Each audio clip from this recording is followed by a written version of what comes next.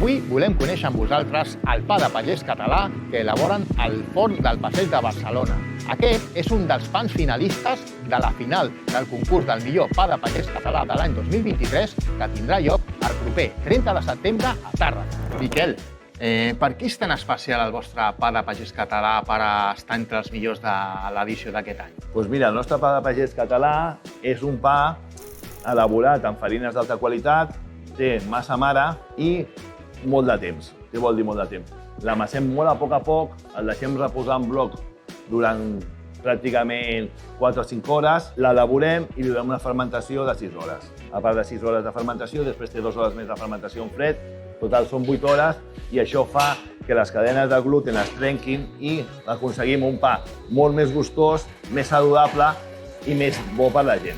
Miquel, i el vostre pa de pagès català va ser ja el guanyador de l'edició del 2017. Com ha estat l'evolució dels processos, l'elaboració? Què ha canviat? Què heu millorat? Bueno, pràcticament no hem canviat res, perquè si una cosa funciona, no la canvis. Sí que abans fèiem servir la massa mare més sencera i ara la fem una mica més líquida perquè ens dona millor resultat, però sobre això no hem canviat res. I serà una final molt disputada, perquè els teus companys també tenen un producte d'altíssima qualitat. Què n'opines dels seus pans? Com jo vaig guanyar el 2017, eren els primers concursos que es feien i el nivell era alt, però cada vegada és més alt, perquè la gent es prepara millor per aconseguir un millor producte.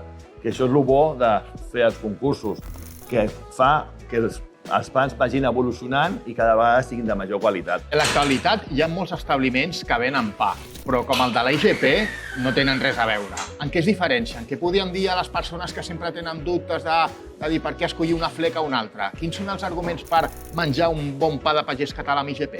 La garantia que et dona la IGP, que hi ha uns mínims estàndards de qualitat que tots tenim que complir. Llavors, si no fas servir aquests mínims de qualitat, que és coure amb un forn de pedra, ficar el pa fermentat amb teles i donar-li uns reposos adients, no perteneixes a la IGP. Cada any tenim una auditoria que ens venen a mirar si fem bé el producte, ens controla les farines, el procés, i això dona una garantia al client que les fleques adherides a la IGP donen un punt més de qualitat que les fleques tradicionals que no estan adherides i poden fer i desfer com vulguin. Quan diem auditoria és com una paraula que a vegades fa por, però realment no és una auditoria amb un concepte negatiu, sinó us fa millorar dia a dia, no? Us fa que els processos, l'elaboració, el nivell de qualitat a les vostres fleques sigui adient per als vostres clients i per això confien en vosaltres. Sí, perquè tenim una traçabilitat, controlem els lots de la farina, de la sal, el nostre pa de pagès tampoc porta cap tipus d'additiu, només porta massa mare i no porta cap tipus de millorant, i això també fa que sigui molt més bo i l'auditoria controla que el que tens escrit ho compleixis. Miquel, el 30 de setembre ens veiem a Tàrrega, a la final. Què els diries a aquelles persones que mai han assistit a un acte en directe perquè assistissin, vinguessin